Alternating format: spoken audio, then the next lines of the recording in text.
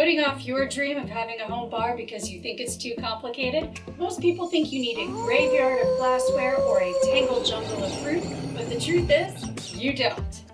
Welcome to my home tiki bar, the Sunken Compass. In today's episode of Pretty Spooky Presents Creating Scaradise, we'll strip away the dead weight and focus on the essential few.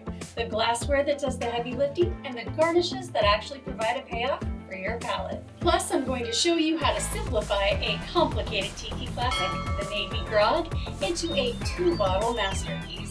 It's perfect for the seasoned home bartender or those just starting out on their very first voyage. And we have some massive expeditions in the works, including a premeditated fur episode with the theme that you voted for, and a secret project that I'm keeping buried in the vault for now. I'm currently charting some new territory for the channel, something tangible you'll be able to hold in your hands and use in your own home bar.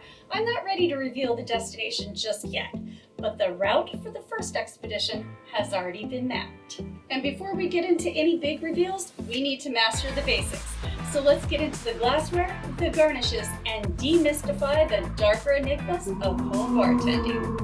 We'll be starting with the only 3 glasses that you'll need to set up a proper home bar, plus 2 bonus glasses if you want to get fancy. You'll need a good set of rocks or lowball glasses, and I'd start with the double rocks glass since it's perfect for smaller volume iced drinks like the Tiki Old Fashioned, the Rum Sazerac, margaritas on the rocks, the Mai Tai, and the 2-bottle Navy Grog that we'll be making today. Then you need a set of highball glasses, or if you drink beer, you can just get a simple set of pint glasses, which will do double duty, give you more bang for your buck, and take up less storage space. These taller glasses are perfect for handling larger volume iced drinks like the Cuba Libre, the Dark and Stormy, the 1950 Zombie, and Bloody Marys. Plus, they can take the place of specialty glasses for those fruity, tropical, and frozen drinks. And the third type of glass that you need is a versatile coupe or a Nicanora stemmed glass. These will be used for up cocktails like classic daiquiris, champagne cocktails, in aviation, corpse revivers, martinis, and the pretty spooky signature Sipwrecked at the Sunken Compass. So there's no need for obscure glassware that's only meant for one particular cocktail, which will just collect dust and cobwebs. Unless that's the spooky aesthetic that you're going for. All you really need are these 3. But if you want to get fancy, there are 2 bonus specialty glasses that you can add when you're ready. The Hurricane and the Poco Grande. These will take the place of pints or highballs for those iced, tropical, and frozen drinks like the 1934 Zombie, the Hurricane, the Blue Hawaii, Singapore Sling, and the Saturn. Use the Poco Grande for single servings and the Hurricane for double servings. And these are the only glasses you'll need to make starting your home bar so easy, it's eerie. And while the ghost of Carmen Miranda might disagree, there's no need for an entire fruit bowl to get your home bar garnish game on point. And let's make it even easier to get your home bar started and decode the garnish mystery by matching the garnish to the glass. And since there are only a few essential glasses, that means that there are just a few simple garnishes to master. And we're going to start with the most common and frequently used garnish, the wheel. This is a circular cross-section of citrus, usually a lemon, lime, or orange, which can also be cut in half into a semicircle for smaller glasses. Next, we'll appease the ghost of Chubby Checker and twist the night away with 3 basic twist moves. Use wide twists of citrus peels on rocks or highball glasses, narrow twists on Poco Grandes, Hurricanes, or highballs, and flying twists with a long slice down the center to perch on the rim of coupes. Use your paring knife to cut the twist first, and then juice the same fruit for your drink. Easy peasy, lemon squeezy. One garnish that is a tiki must is the sprig of mint. This adds color and fragrance to tropical drinks in lowballs, highballs, Poco Grandes, and Hurricanes. There are 2 bonus garnishes which will really help up your cocktail game and impress your guests to death. Low carb on the high seas homemade Luxardo cherries and smoldering cinnamon sticks. The cherries can be used in any cocktail in any type of glass, and we'll have your guests asking for the recipe, which you can find in the episode, the Saturn and the Scary Cherry on top, which I'll link in the description. And the smoldering cinnamon stick adds an exotic flair to spicy and tropical drinks in lowballs, highballs, the Poco Grande, and the Hurricane, like the 1934 Zombie and the Hot Zombie. And this low carb on the high seas 2-bottle Navy Grog will definitely have you doing the cha-cha-cha with Carmen and twisting the night away with Mr. Checker. Another great garnish dance move is the Garnish Glide. Whether it's a sprig of mint, a twist of lemon, or a wheel of lime, give it a glide around the glass for a sniff before the sip. And we'll be doing the Garnish Glide with a sprig of mint and a wide twist of grapefruit for our low carb on the high seas Navy Grog, along with one specialty garnish which can be created out of things you already have on hand. And as you've heard me say many times before, always prep the garnish first. For this unique specialty garnish, you'll need the glass in which you'll serve your 2-bottle Navy Grog, a paper plate, scissors, tape, parchment paper, ice, a blender, a spoon or muddler, a silicone straw, and your freezer. I know that's an unusual list for garnishing, but stick with me and you'll be amazed and impressed by the end result. Start by creating a funnel shape out of the paper plate, with a wide end that fits inside the glass you'll use for your 2-bottle Navy Grog. Use plenty of tape to hold this funnel shape. The narrow opening surrounds the silicone straw, fitting snugly enough to hold it in place, yet loose enough to slide out later. Trim the wide side of the funneled paper plate so it's 1/3 to 2 times taller than the cocktail glass, with straight edges so it sits flat inside the glass. Adjust the straw so it's even with the wide opening and protrudes through the narrow opening. Line the funnel plate with parchment paper and set aside while you blend the ice into a snowy consistency.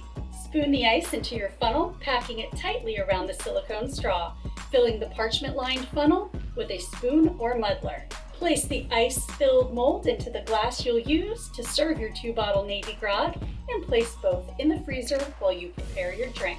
But a longer chill is even better. When your drink is ready, you will remove the paper plate and parchment paper and replace the silicone straw with a glass or metal straw, leaving the ice cone wide side down in the double rocks glass. Don the Beachcomber's original 1941 Navy Grog recipe calls for 7 ingredients, which include 3 different rums along with carb-loaded grapefruit juice and honey. Today we're not only going to simplify the recipe using only 2 rums, but we're also going to make it the low carb on the high seas way. And it will still follow the Barbados law of balance that we all know by heart.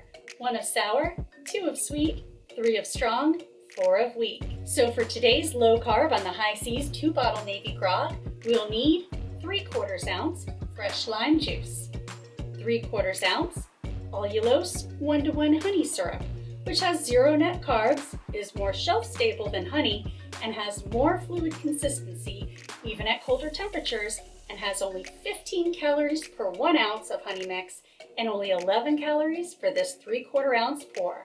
Next up is our heavy hitter, 1.5 ounces of Plantation OFTD. This is a high-proof blend of Jamaican, Guyanese, and Barbados rums. The Guyanese part of that blend provides the traditional Demerara smoke. Next, you'll need 1.5 ounces of grapefruit peel infused white rum, which is as easy as it sounds.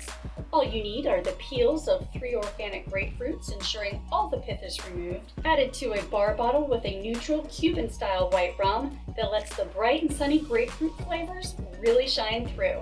The longer the peels are in contact with the rum, the stronger the grapefruit flavor will be. So be sure to remove the peels when the flavor is just right. Spindle blend with ice. Strain into your double rocks glass with your freshly unveiled ice cone with a straw. Tighten the opening on your Hawthorne strainer to retain all the mixing ice in the tin. Top with 1 ounce of club soda. Do the Garnish Glide with a wide twist of grapefruit folded pith side inward, and give the glass a brisk whisk with the sprig of mint. Both of these Garnish Glide maneuvers release the aromatics of the garnishes to enhance the sniff before the sip. This is one delicious low carb on the high seas remake of a Tiki classic that proves a home bar doesn't need 20 bottles to make a world-class drink. And there you have it, the easy glasses, garnishes, and 2-bottle Navy Grog to make sure you're never haunted by a home bar on hard mode ever again. Lastly, for those of you who want to take these low carb on the high seas missions to the next level, I'm working on a way of bringing you along on the first expedition. It involves archives, artifacts, and a few secrets I've been keeping. And I'll update you as soon as possible. As always, if you try the 2-bottle Navy Grog, let me know how it went in the comments, and if you prefer yours to be low carb, on the high seas now too. I loved being your haunted hostess. You're a wonderful guest, and you're welcome back always. Farewell until next time. Cheers. Let's get into the glass, the garnishes, and demystify the darker enigmas of home bartending. A circular cross section of citrus. You'll need a good set of low ball glasses, or a tangled